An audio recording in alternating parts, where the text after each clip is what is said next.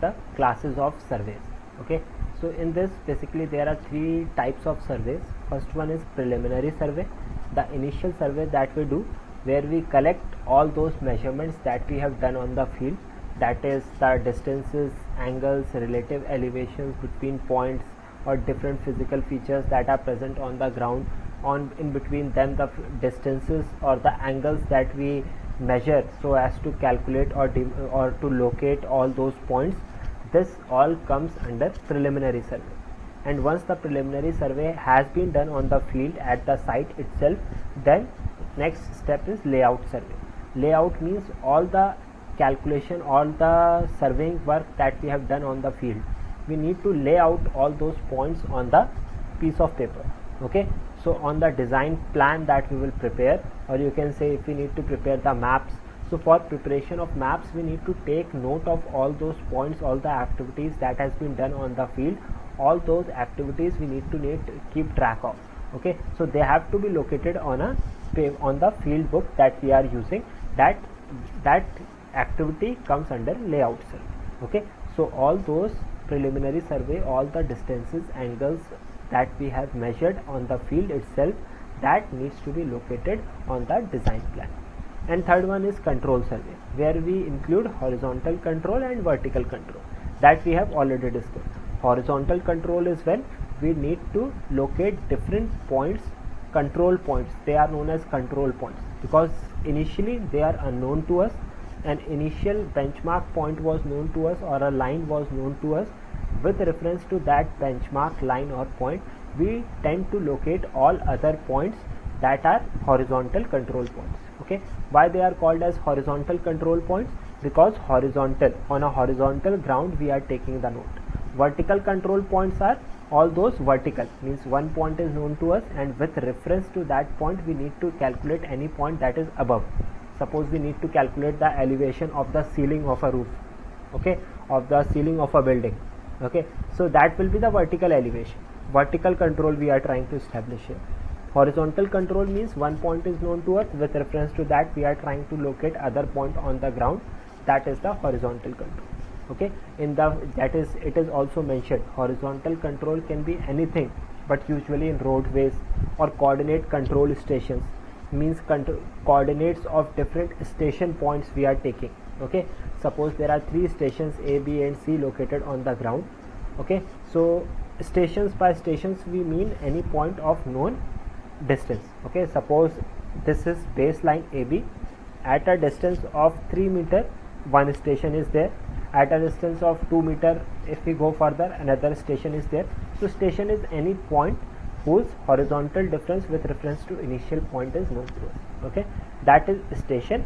And offsets we take when we measure perpendicular distance with reference to baseline. Okay, so that comes under horizontal control. Using this horizontal control we tend to locate all those points on the ground. Okay, in construction of roadways or for control stations we can find the coordinates. We can only find the coordinates when we can locate all other points with reference to a particular benchmark point on the field.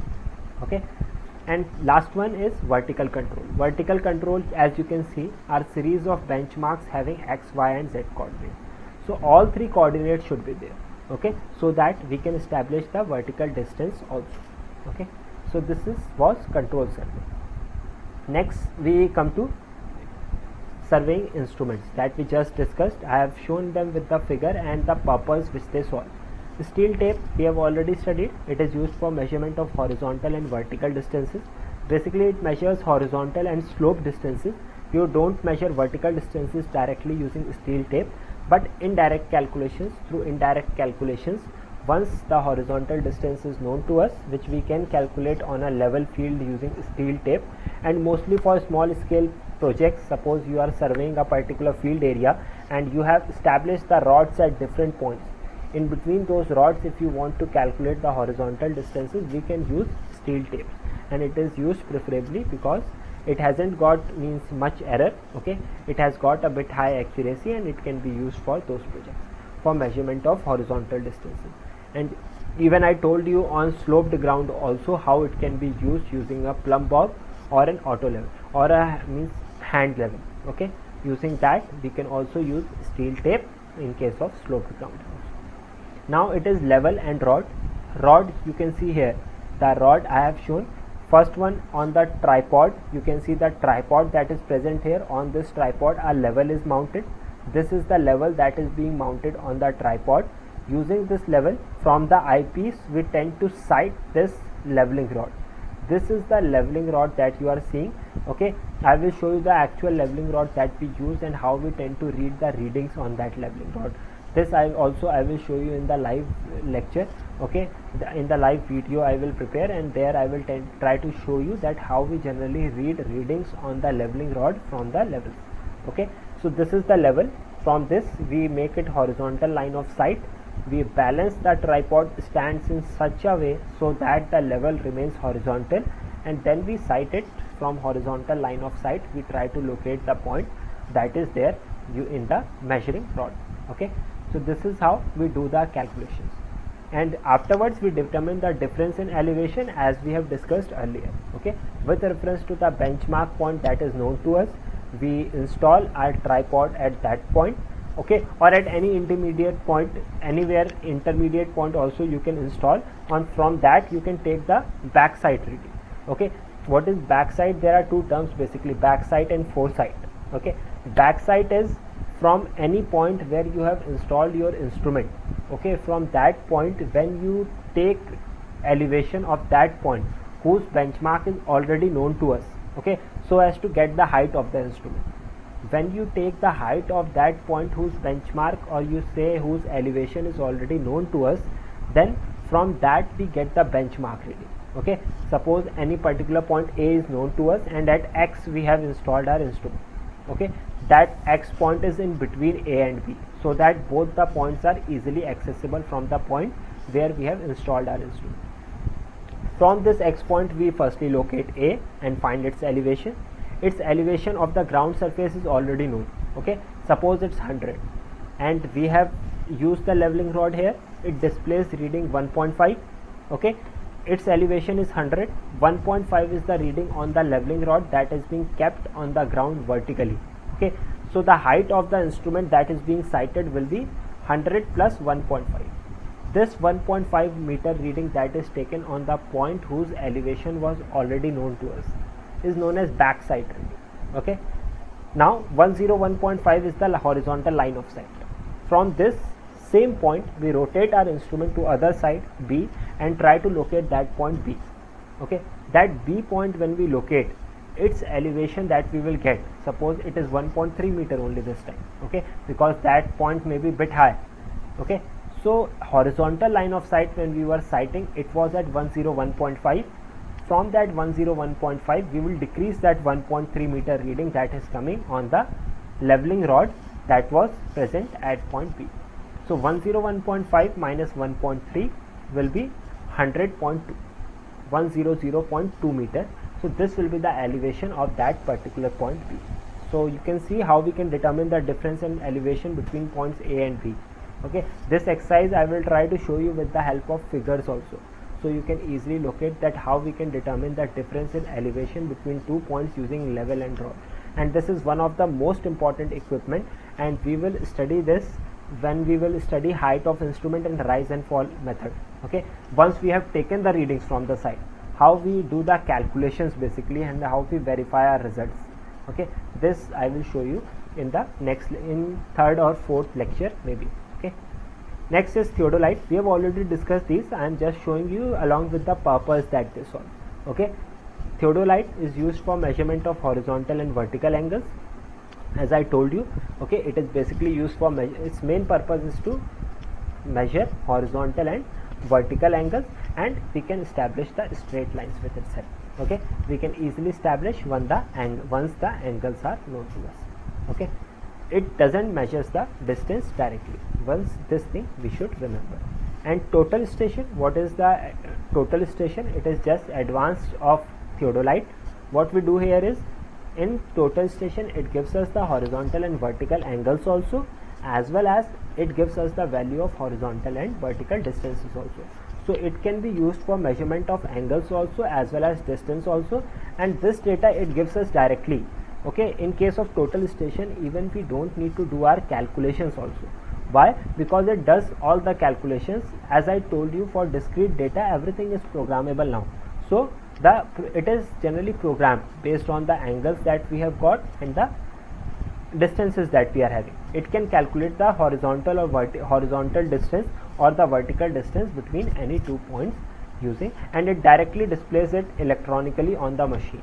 Okay, so it is very easy. You just need to read it out and note it down. No calculations are even required, and there is no chance of even error also.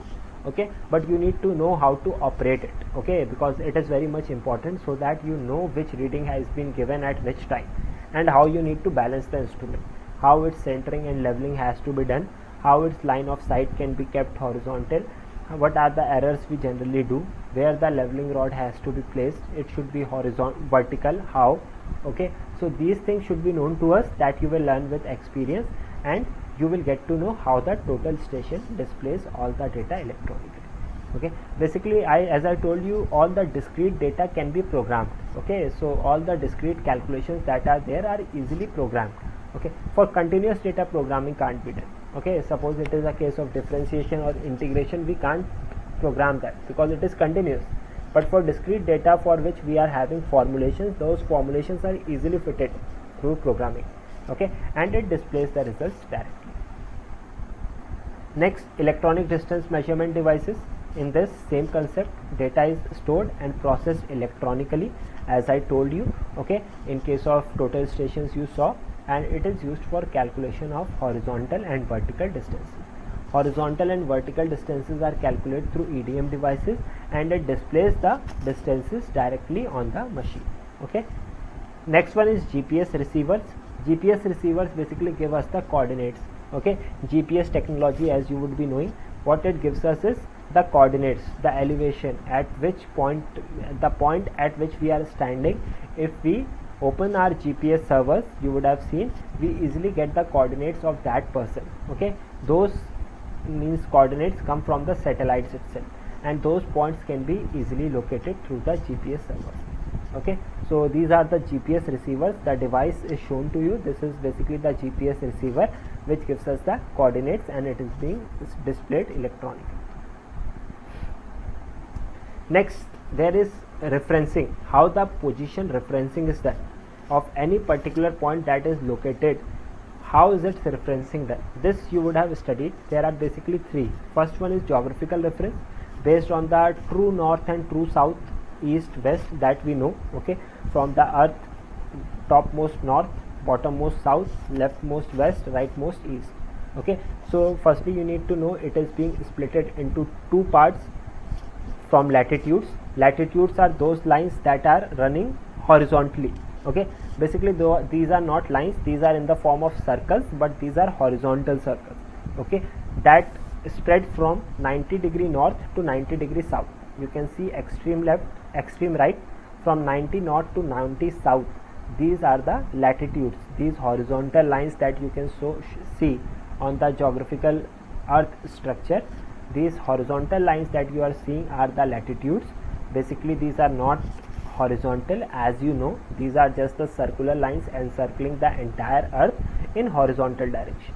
Okay, and longitudes are those points that are ranging from 180 degree west to 180 degree east. Okay, so these all lines that are running from top to bottom, from north to south, these are the longitudes. Okay, so that has been written there. Earth has been divided into latitudes and longitudes so that we can easily locate the points. Okay, so if north, south, west, east, these are known to us, these directions. So any point based on these coordinates can be located. Okay, even it can be northwest, northeast. Okay, suppose if any point is in between, so how we refer that point? From north 57 degree towards east. Okay, so it will be written as north 57 degree east. Okay, there will be a point, so we can get to know from north we need to move towards east and we need to go 57 degree. That angle will be from the vertical axis, top north. Okay, so this is how we can locate each and every point with respect to geographical reference. And if distance is also known to us, then we can get the exact point. Okay, so basically there are two meridian, means two readings that are generally taken. Okay, this you will get to know when we will be discussing angle measurements. In third session we will discuss that. There you will get to know, means there are azimuths and there are bearings. Okay, bearings is range from 0 to 360 degree. It starts from north and goes clockwise and 360 degree at the same point. After taking full circle, it comes to the same point. So it starts from north and it takes 360 degree turn. So in between, if you need to locate any point, it will be directly given by angle. Suppose 265 is the angle. So this 265 degree angle is lying between 180 and 270. It means we are in the third coordinate, third quadrant we are talking about. That will be south west. Okay, third quadrant is south towards the bottom side and west towards the left hand side. Okay, so this is how we can locate. And in azimuth, what we do, we refer that reading with respect to north south towards west east. As I told you, from north 57 degree east, from north 23 degree west. This is how we can give the reading. These are azimuths. In this, angle generally range from 0 to 90 degree only. For each coordinates, differently readings are given with respect to vertical axis. But here latitude generally range from 0 degree at equator, means the centermost line you can see that is shown in the board, it is 0 degree equator, and it ranges from 90 degree north to 90 degree south towards the pole. Towards north pole it is 90 degree north and towards south pole it is 90 degree south. Okay, and longitude ranges 0 degree, it is at prime meridian. Prime meridian is the vertical line, as you can see it is also shown. This, it has got 0 degree longitude, prime meridian, and it ranges from 180 degree west extreme left to 180 degree east extreme right. Okay, this is geographical reference. Next comes grid reference. What is grid? Because why we are talking about these, because we generally tend to give our readings with reference to these positions. Okay, see what is grid reference. You would have heard of local coordinates and global coordinates. Local coordinates are with respect to each and every member, they change, but global coordinates are same for entire setup. Okay, suppose if we are talking about any building component, we are talking about column. Okay, so if we are talking about a column of a building, so for that, if we are considering local coordinates, what will happen? Along the longitudinal axis of the column, means in vertical direction, we will consider x-axis, because x-axis generally we consider along the longitudinal axis. So for that, the x-axis will change. When we are talking about beams which are horizontal, for that x-axis will be horizontal. For columns it will be vertical. So these are local coordinates. When we are talking about global coordinates, what happens? We just refer for the entire structure, entire construction activity, entire map or plan that is shown. There will be certain reference. Okay, and it will be same throughout. So that is the grid reference. For a particular grid, one common reference has been set up.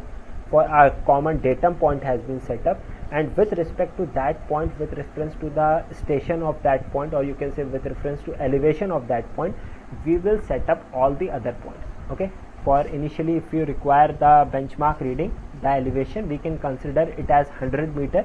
Okay, if the elevation of particular point is not required.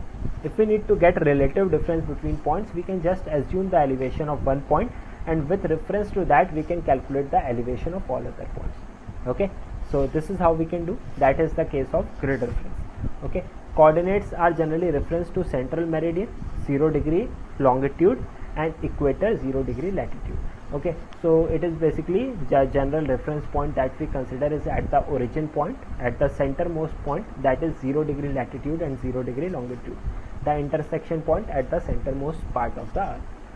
Okay, third one is vertical reference. For vertical reference, generally we use for calculating the vertical elevations. Okay, so in this what we do, all the elevations, as I have already told you, we consider that with reference to mean sea level, and height of mean sea level we generally consider it as 0 meter. Okay, so all the benchmarks that are set up, or the vertical distances that we are talking about, they are set up with reference to the height of mean sea level, and mean sea level reading, the height of mean sea level we generally take as 0 meter, and with reference to that we mention the elevation of all the other points.